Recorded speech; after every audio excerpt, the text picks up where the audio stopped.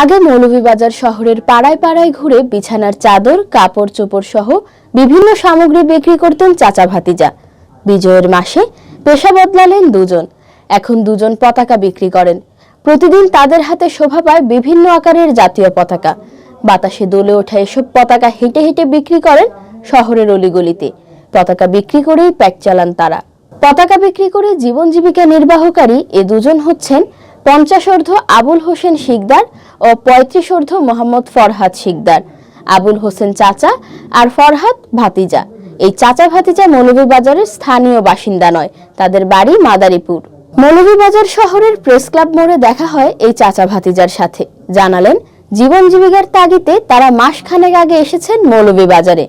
মৌলভীবাজার শহরে এসে ফেরি না করে নানা জিনিসপত্র বিক্রি শুরু করেন। প্রথমে কয়েকদিন তারা বাসাবাড়িতে গিয়ে বিছানার চাদর, কাপড় চোপড় সহ বিভিন্ন সামগ্রী বিক্রি করেন। এতে যে টাকা আয় হতো তাতে তাদের পোষাতো না।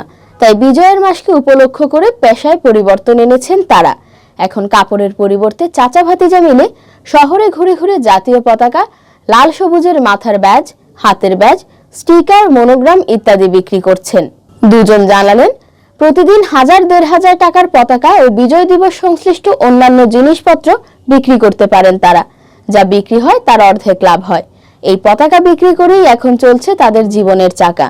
চলছে পরিবারের ভরণ পোষণ আর নিজেদের থাকা খাওয়া। শুধু উপার্জন নয়, বিজয়ের মাসে মানুষের হাতে দেশের পতাকা তুলে দিতে পেরেও গর্বিত চাচা আবুল শিকদার ও ভাতিজা ফরহাদ শিকদার।